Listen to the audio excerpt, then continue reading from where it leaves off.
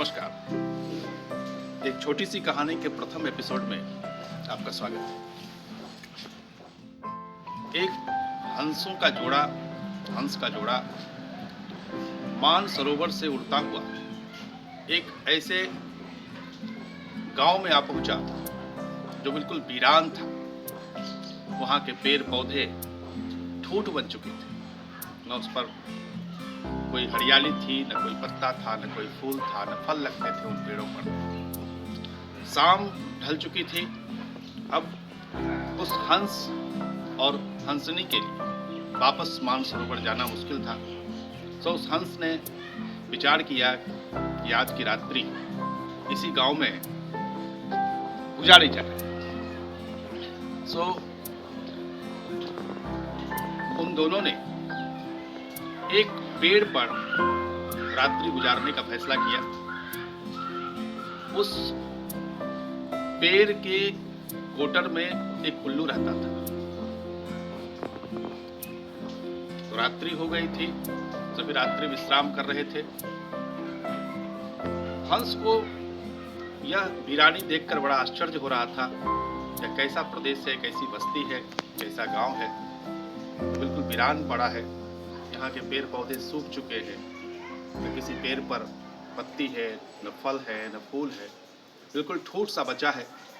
उसके मन में जिज्ञासा उठी, तो उसने उस उल्लू से पूछा कि आखिर क्या बात है कि तुम्हारा पेड़ इतना सिर्फ ठूठ बचा है, न कोई पत्ती है, न कोई फल फूल है, बिल्कुल वीरान हो गया है, उजाड़ हो गया है।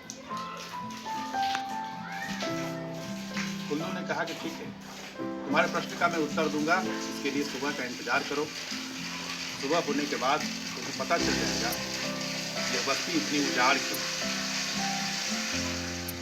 जब सुबह हुई तो हंसों का हुआ जोड़ा वापस मानसरोवर जाने के लिए तैयार हुआ।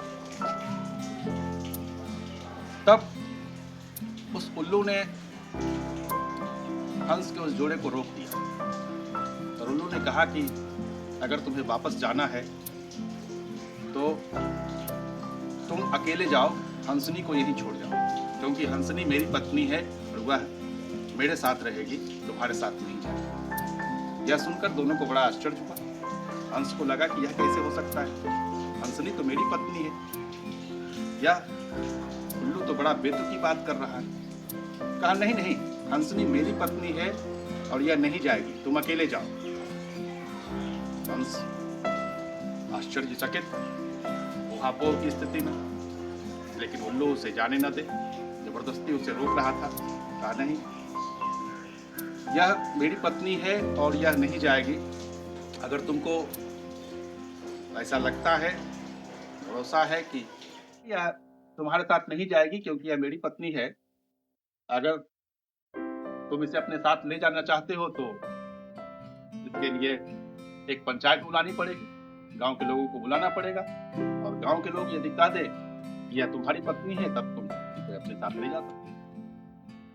हंस को बड़ा अटपटा लगा, लेकिन हंस ने सोचा ठीक है, हंसनी तो मेरी ही पत्नी है, कोई भी देखेगा तो यही विचार करेगा कि हाँ, हंसनी मेरी पत्नी है, इसमें तो कोई दो राय की बात ही नहीं है।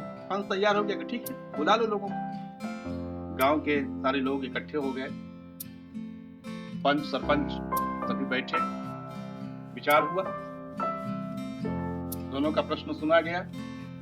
फिर पंचों ने आपस में कानाफूसी, आपस में विचार किया कि बात तो सही है, हंसनी तो निश्चित ही हंस की पत्नी है, लेकिन चूंकि हम लोगों को रहना तो इसी उल्लू के साथ, तो हम लोग तो इस